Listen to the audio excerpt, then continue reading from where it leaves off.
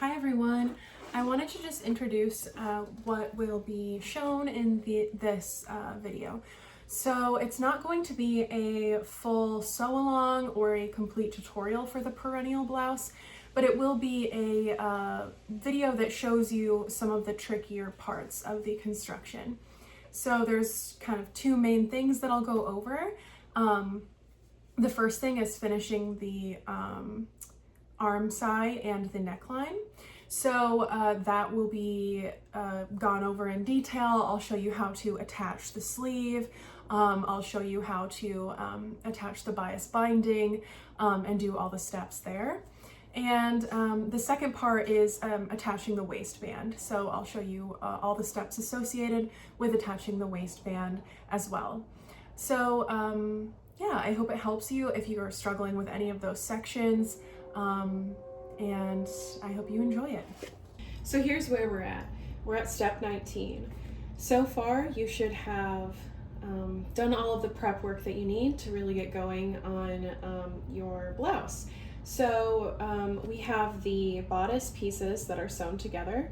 We have the button plackets sewn. You've applied the interfacing to the button plackets, folded them over twice, stitched them down.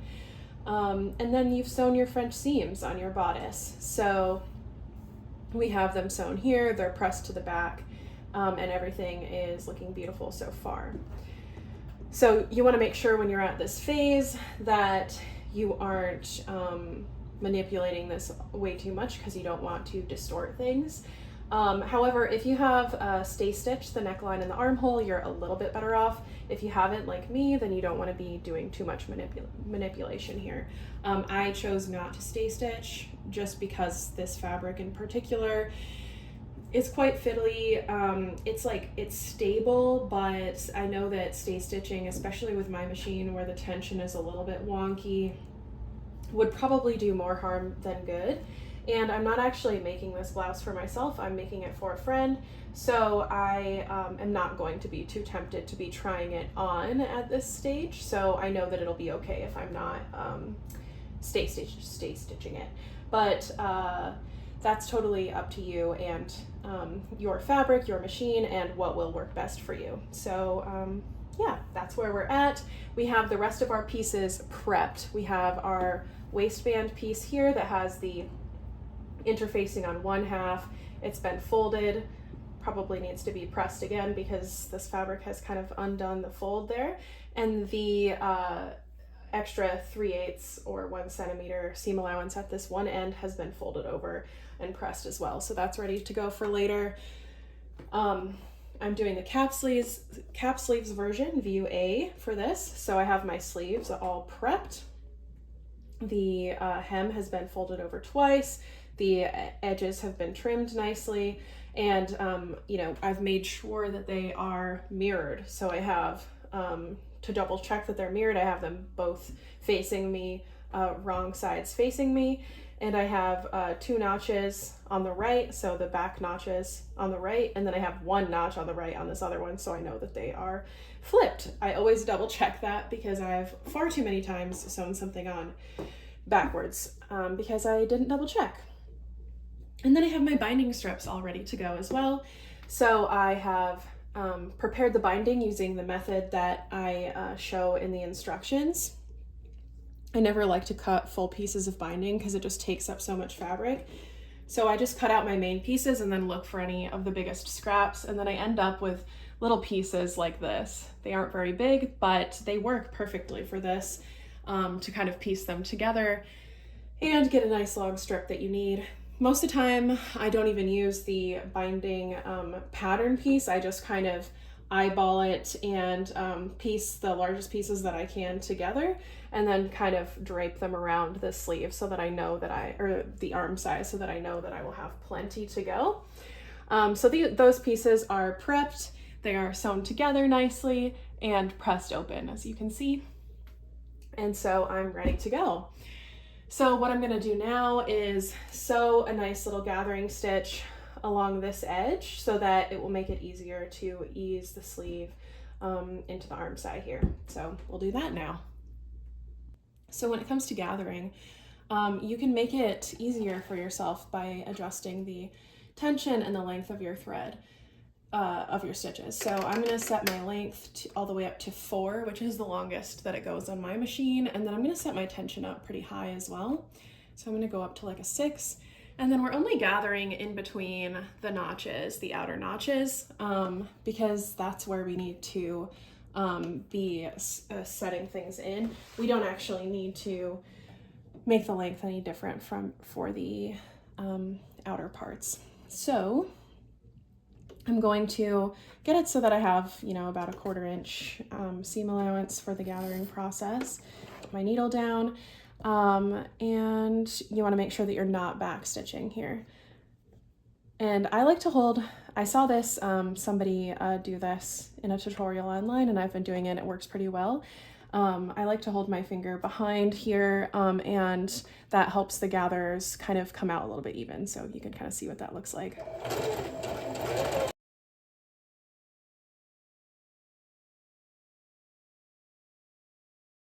So you can see that now I have like this nice little cute little pucker here, and that will help me tremendously. You can see that it's already giving that more sleeve-like shape than it was when it was laying flat. So we'll do the other one. We are going to start by matching up the shoulder seam to our center notch here.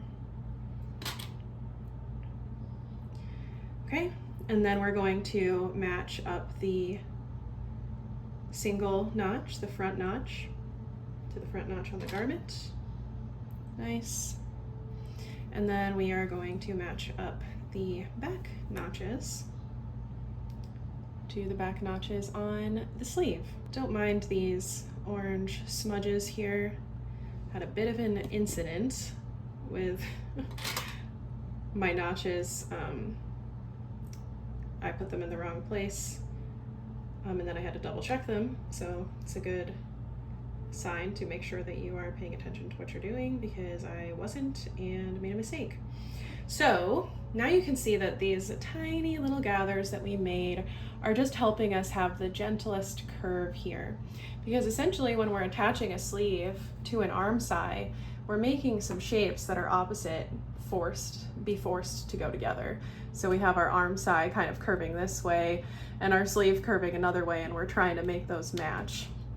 And for me, I think the gathering threads just help to do that. So you can see that I can just kind of like spread these out a little bit. They're mostly towards the center, and just make sure everything is lining up nicely. I like to put a lot of pins in here, or clips, I guess.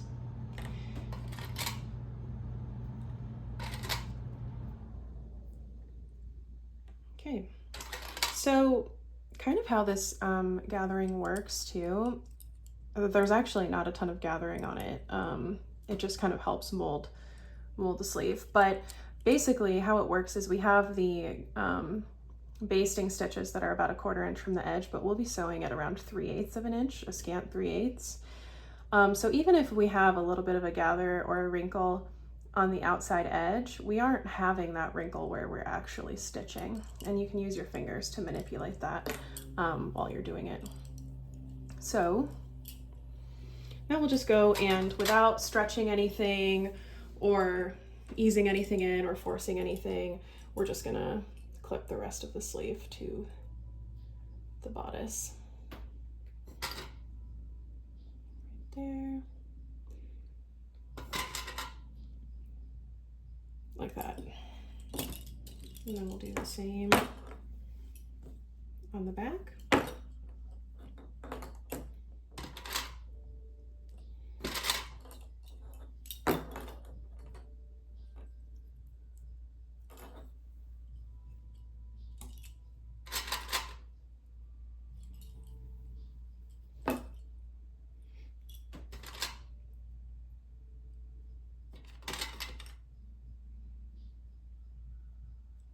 Okay, so we have that sleeve ready to go, and I'll lay it out so you can see how it looks.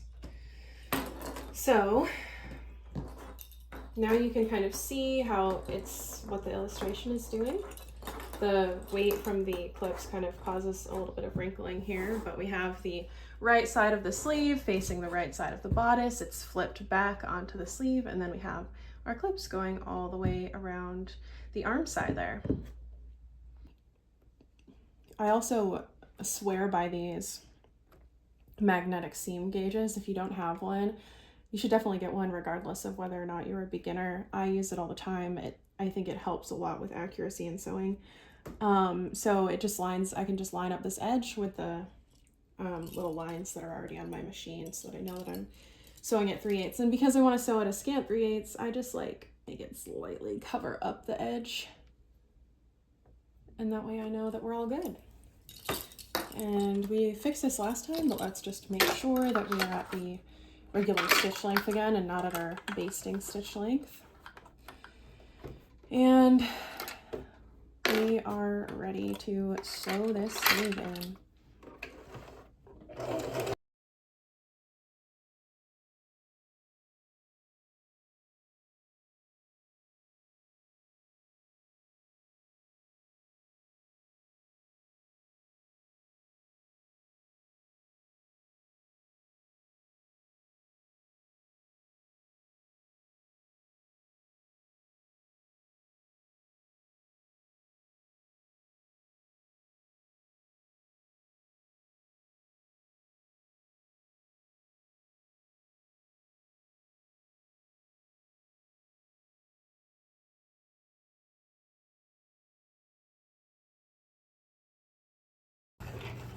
Okay, all good.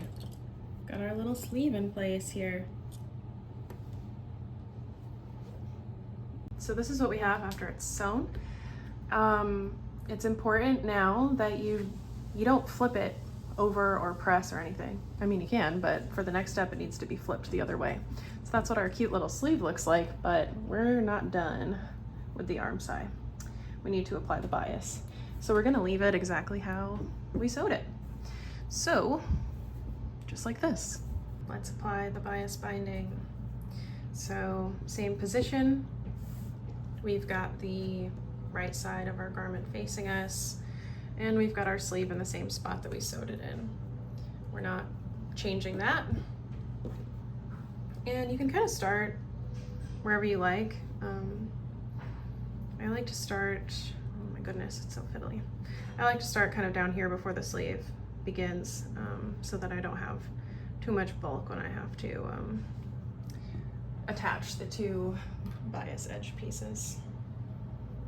So I'm just gonna clip around the armscye, and I wanna make sure that I am not distorting my bias tape as I do it. Obviously bias tape stretches a lot, and that's what we love about it. But if you're stretching it like this as you go around, it's gonna make your life a lot harder later because you're not gonna have as much width as you should have. And yeah, we don't wanna do that. So just go slowly around,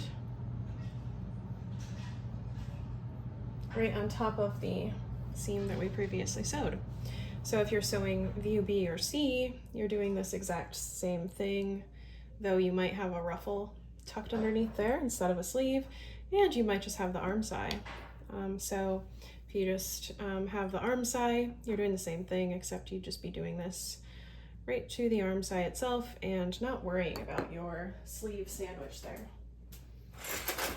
I'm gonna grab some clips because I left them over by my machine. Okay.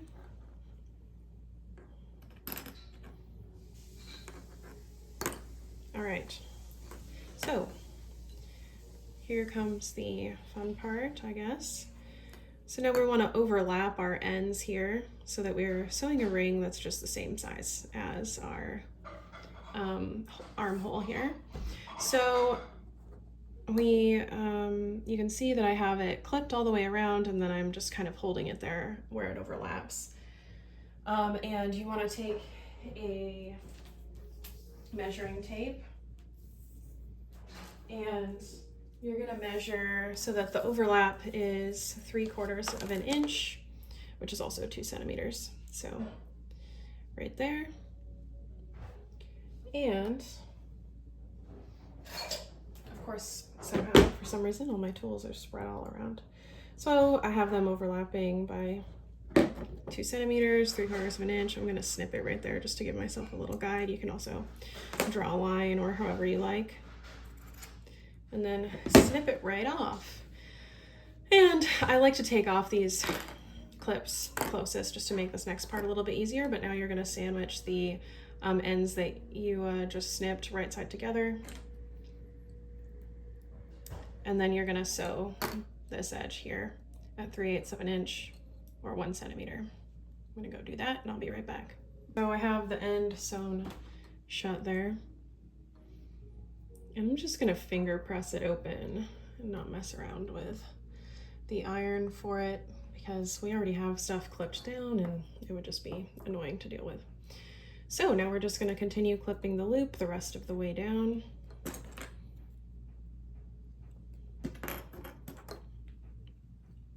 And of course, remember, you can use pins for this too.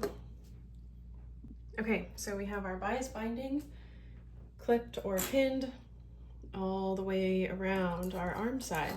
And the sleeve is right here, tucked back towards the shoulder. And so we have our raw edges here. Now, if you're doing view C, you'll have just 2 layers where you'll have your binding on top of your arm side. If you are doing view B, you will have the ruffle tucked underneath.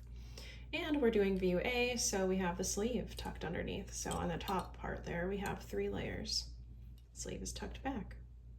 Okay, we're gonna go sew this. I actually like to now just pin the bias around the other side too. So I'm gonna do that and repeat the same step, and then I will meet you over at the sewing machine. Okay, time to sew the binding on. Make sure your seam guide, if you're using one, is at a full 3/8, not scant 3/8. You can start wherever to do this, it doesn't matter. Stitching is not going to be visible.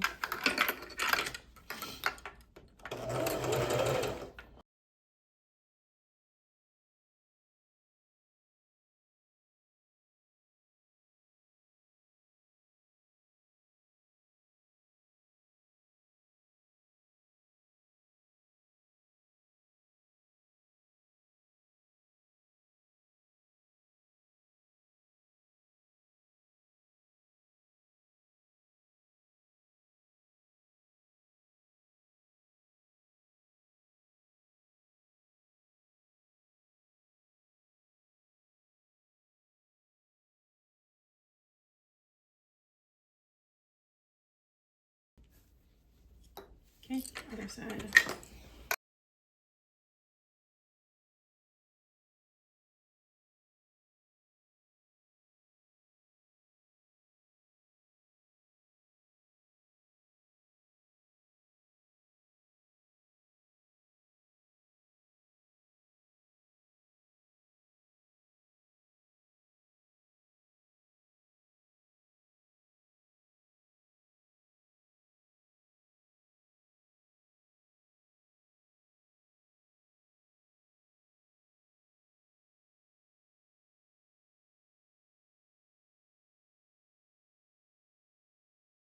We're going to do the same process on the neckline. You can do all of the stuff at the same time, the processes where you clip everything and sew them all at once too. I do that sometimes, but in this case my fabric is really light, the clips are kind of heavy. It's just easier to do it separately. We'll do the rest of them all at the same time though.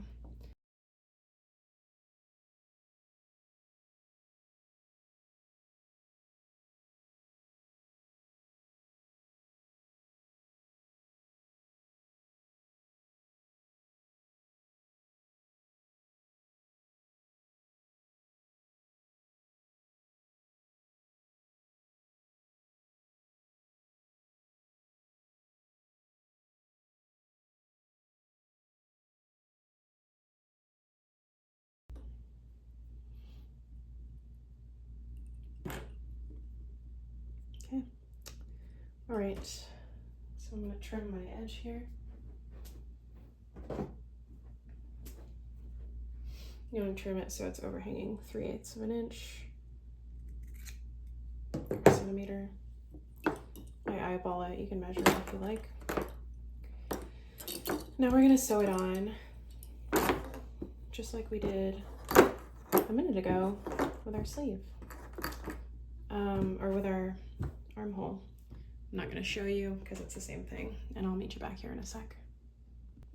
Okay, so I've sewn around my neckline end to end with my little piece overhanging, and I've just sewn a little bit over the overlap. It's not going to negatively affect it at all to do that, so I do it to make sure that I'm sewing right up to the end. Okay, so now to get a nice clean finish, I do this in 2 steps.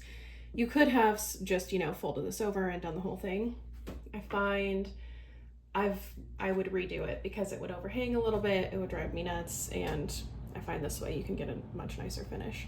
So now we take this little edge that we just left overhanging and wrap it around so that it's right close against the edge of the placket. So I'll try to show you. See? Got a nice little... Now you don't want to pull it too tight so that you get a little wrinkle like that. And you don't want to have it too loose so that you have this, because then that will make it visible from the right side when you're all done. You want it just nice and snug. Little sandwich here. And then same here.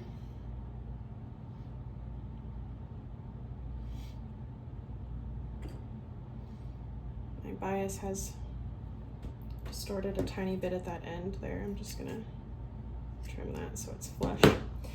And then I'm going to sew in this direction from end this way on both pieces.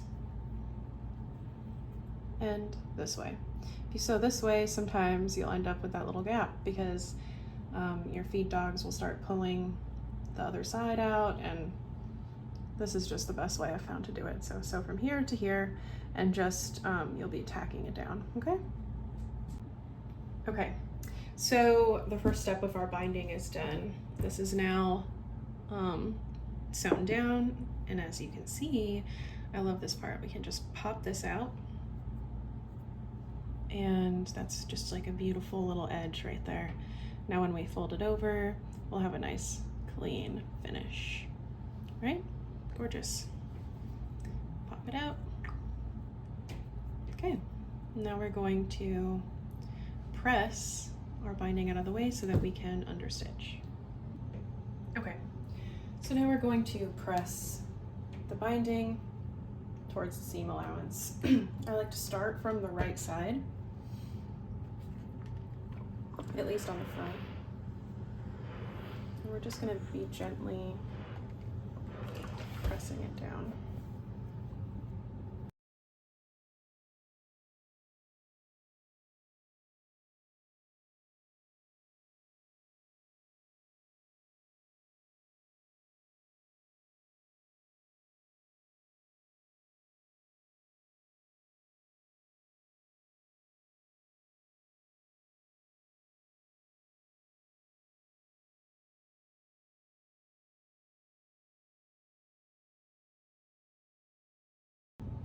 Now from the arm side, I'm actually going to start pressing from the inside because we need to make sure that we have the sleeve where we want it. So the sleeve is going to still be out of our way. We don't want to be understitching the sleeve. So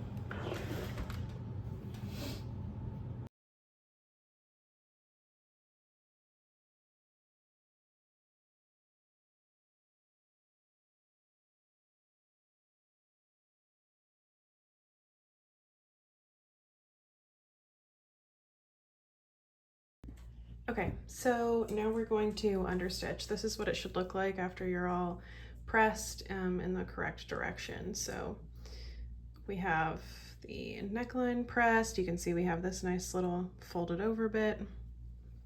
The sleeve is folded back towards the garment, and we have our seam allowance and our binding here, and that's what we'll be understitching right along the edge. Okay.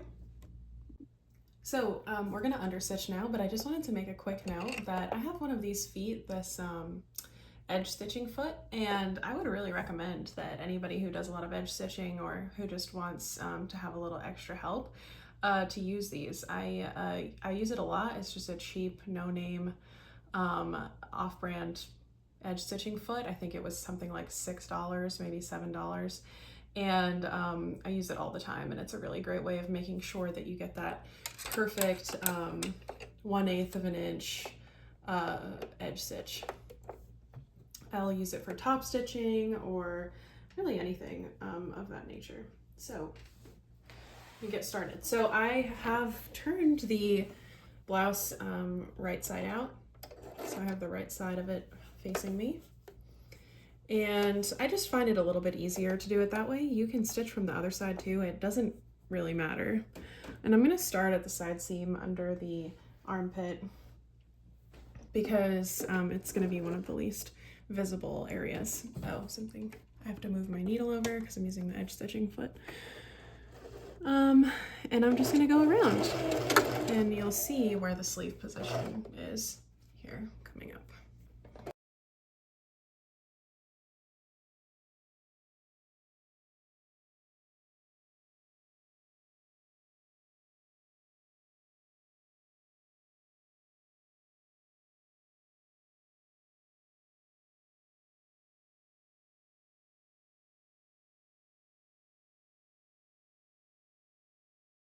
What this does is just helps keep our seam allowance where we want it. It's going to prevent, as we do the rest of the binding, having what we want to be on the inside of the blouse from flipping out to the outside.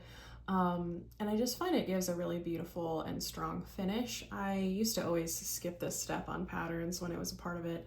And I've fallen back in love with having it an edge stitching before going back in, or an understitching, excuse me, before you go back in and do the rest of the binding.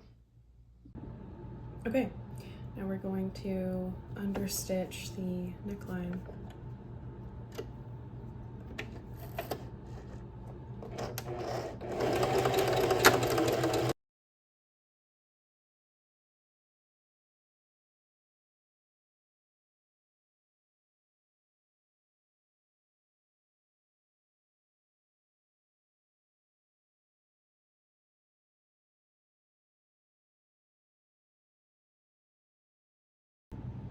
Okay, now we're ready to fold over the binding so that we can finish it up. I'm going to show you how I do it. I actually usually do it like sitting down with this on my lap. It's a little bit easier for me, so this is going to be a tiny bit fiddly showing you on the camera, but this is how I do it. So I'm going to start at the underarm, and I'm just going to fold the end of the binding so that it touches the seam line that we sewed to begin with. And then you fold it one more time, and I just do this all at once, and I clip it.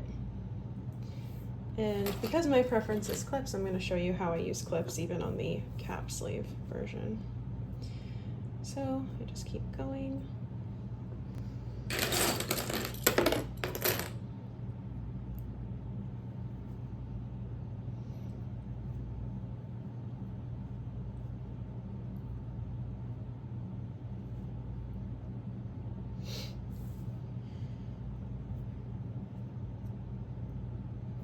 And so you want to make sure that you have this edge here, the seam that you sewed the first time around, that it's right on the edge and maybe even slightly pulled towards you so that when you're looking at it from the right side of the garment, you won't see that seam.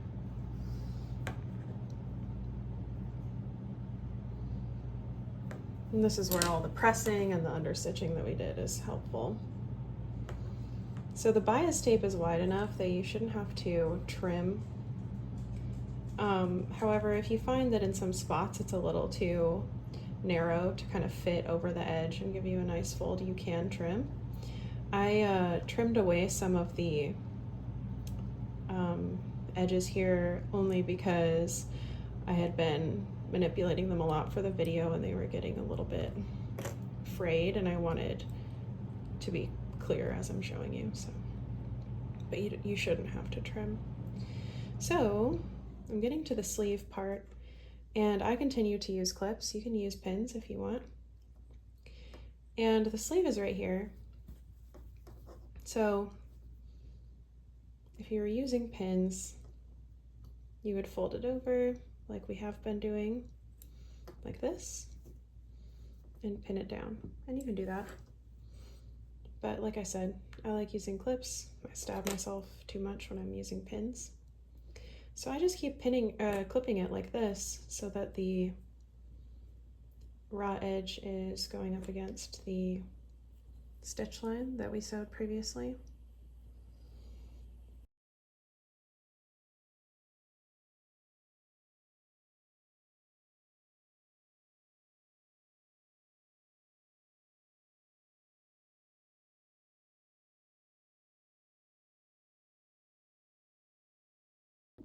Okay, so I have it clipped all the way around. So on the bottom of the armpit, I have this nice double fold here, clipped. And where it gets like a little bit wrinkly or whatever, I will adjust it, and as I'm sewing, make sure that everything's nice and smooth. And then around the sleeve, I have a single fold clipped down. But as I'm sewing, I'll be sewing this edge here.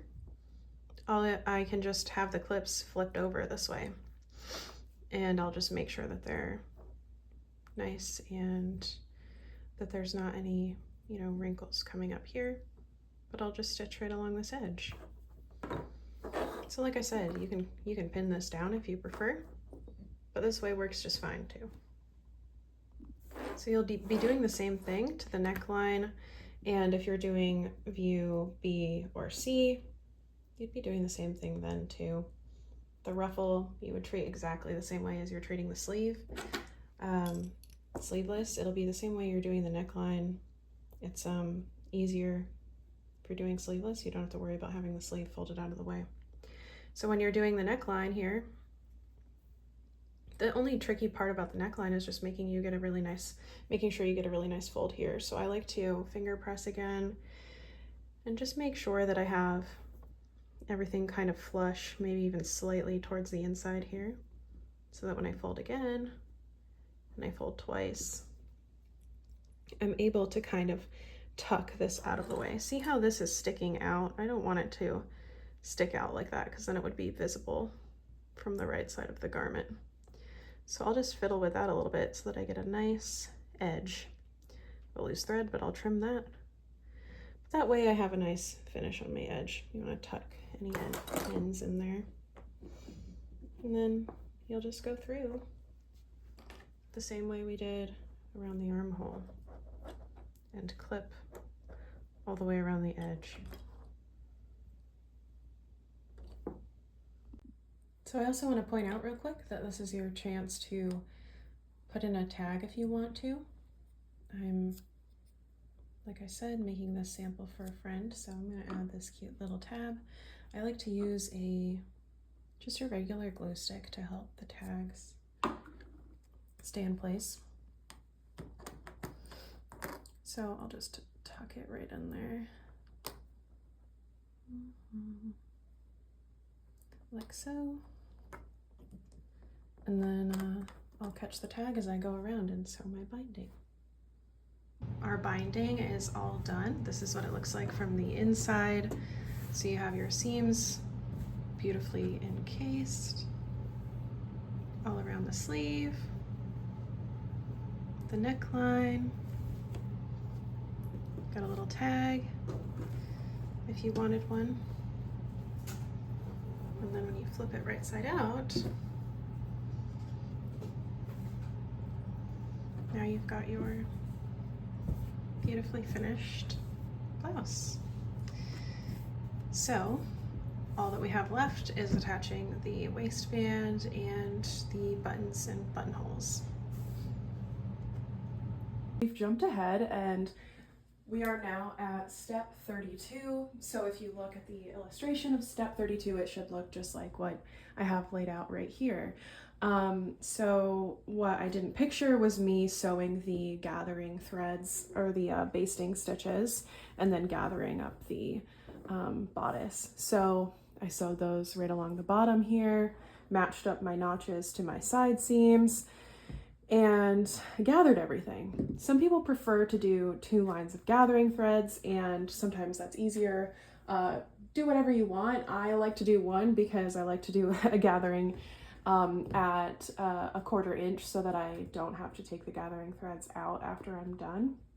And I find that the gathers aren't so dense that I think I can still get a nice look with just 1 line of stitching. But I like to gather from the outside to the inside to the outside, and that way I have 2 different threads that I can pull on instead of 1 really long one that's a lot easier to break. So this is what it should look like after you've attached your waistband. You have the inside of your blouse here, the wrong side, facing the right side of the waistband and attached to the interfacing edge of the waistband. And then I have about 3/8 of an inch overhanging the edge on both sides. So that's what we have here.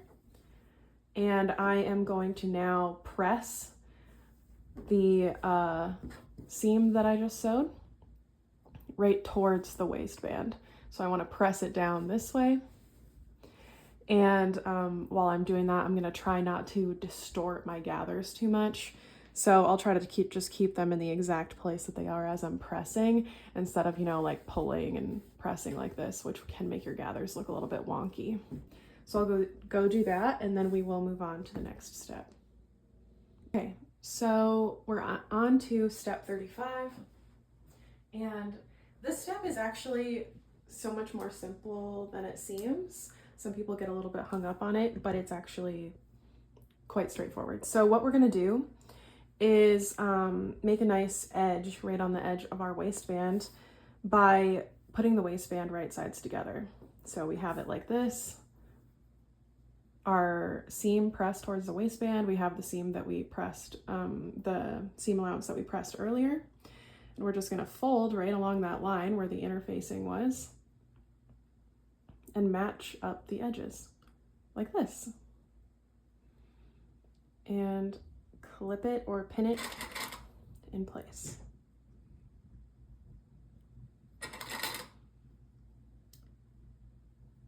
So then we can sew a line of stitching right here.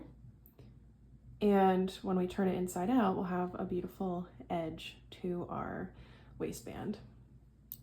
So let's do the other side.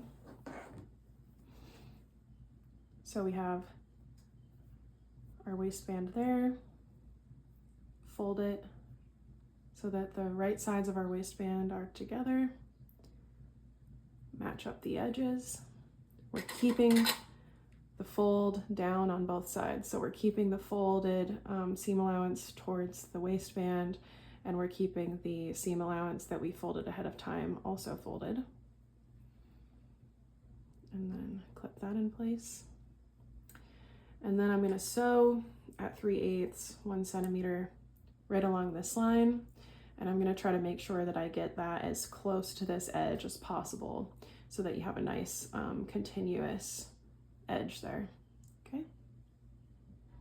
So I've got my edge sewn. Now I'm going to flip it around. I like to use a little bone folder or a point turner here. If you have something like that, it's helpful. Not necessary though. Okay, and then this is where you're going to sew your waistband down along the edge here.